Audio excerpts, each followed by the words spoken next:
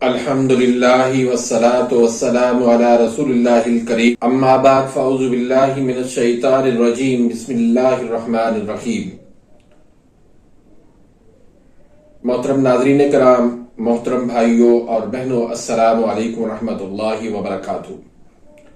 اللہ پاک سے دعا ہے اللہ پاک آپ تمام بھائیوں کی اور تمام بہنوں کی پریشانیاں دور فرمائے اور اللہ پاک آپ کو کامل صحت والی زندگی عطا فرمائے۔ ناظرین، آج ہم ایک نئے ٹاپک کے ساتھ، ایک نئے نسخے کے ساتھ، ایک نئی ویڈیو کے ساتھ حاضر خدمت ہیں۔ آج کا جو ہمارا ٹاپک ہے وہ ہے بار بار پیشاب کا آنا۔ بار بار پیشاب کیوں ہوتا ہے؟ بار بار پیشاب کا آنا یہ کس وجہ سے ہوتا ہے؟ اس کے اسباب کیا ہیں اور اس کا علاج کیا ہے؟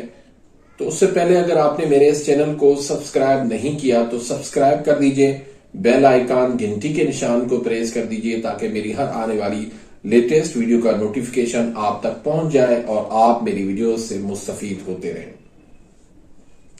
ناظرین، اس وقت بہت سارے پیشنٹس ایسے آ رہے ہیں جو بار بار پیشاب کی شکایت کرتے ہیں۔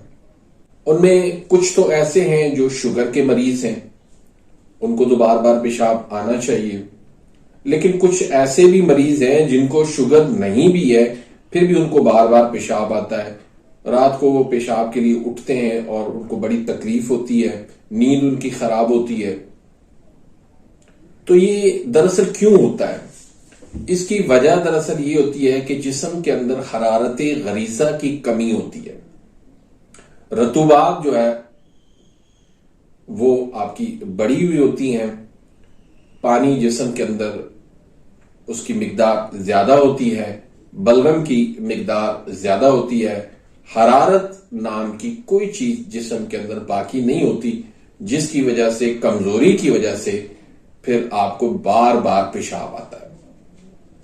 کچھ لوگ تو ایسے ہیں جن کو مقدار میں بھی بہت زیادہ آتا ہے اور کچھ لوگ ایسے ہیں جن کو مقدار میں تو اتنا نہیں آتا لیکن پیشاب بار بار آتا ہے۔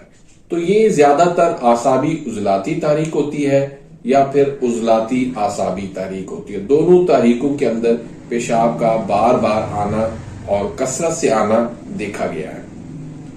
تو آج کا جو میں نسخہ آپ کو دینے جا رہا ہوں، یہ نسخہ انشاءاللہ اگر شوگر ہے تب بھی استعمال کریں، اگر شوگر نہیں ہے تب بھی آپ اس کو استعمال کریں۔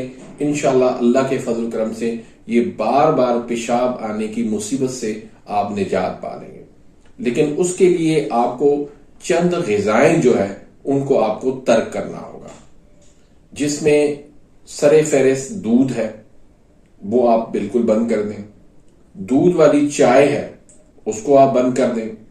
اس کے بعد مشروبات ہیں جتنی بھی ہیں، کولڈ ڈرنک ہے، روح افزا ہے، جام شیرین ہے، نیمبو پانی ہے، یا کوئی بھی آپ مشروب پیتے ہیں جیسے لسی وغیرہ ہے، تو ان تمام تر مشروبات کو آپ نے بند کرنا ہوگا۔ پھر جو میٹھی چیزیں ہیں، مٹھائیاں وغیرہ ہیں، بیکری کے آئٹم ہیں اور پانی والی جو غذائیں ہیں ان کو آپ نے ترک کرنا ہوگا۔ یعنی آپ کو اعصابی غذائیں جتنی بھی ہیں، اعصابی غدی، اعصابی عضلاتی اور عضلاتی اعصابی، یہ تین قسم کی جو غذائیں ہیں یہ آپ کو چھوڑنی ہوگی، اور 3 نمبر اور 4 نمبر کی غذائیں وہ آپ نے استعمال کرنی ہوگی، جس میں ہے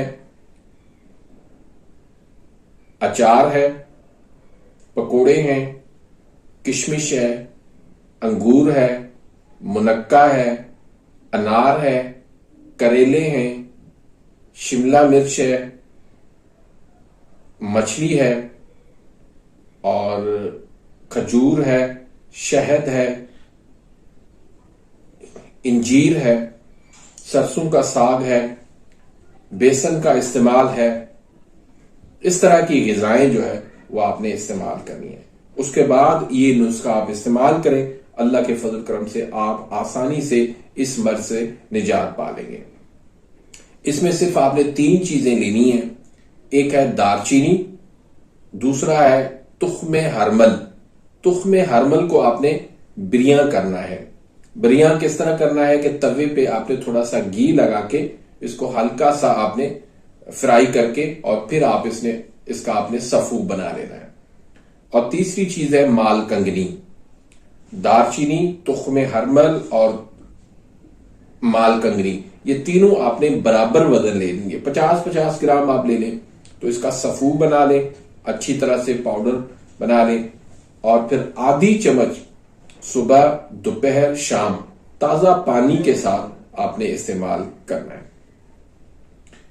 یہ نسخہ جو ہے وہ خشک گرم مزاج کا ہے اور یہ اعصابی عضلاتی اعصابی اور اعصابی غدی یعنی 6 نمبر، 1 نمبر اور 2 نمبر تینوں تحریکوں کے لیے آپ اس کو استعمال کروا سکتے ہیں.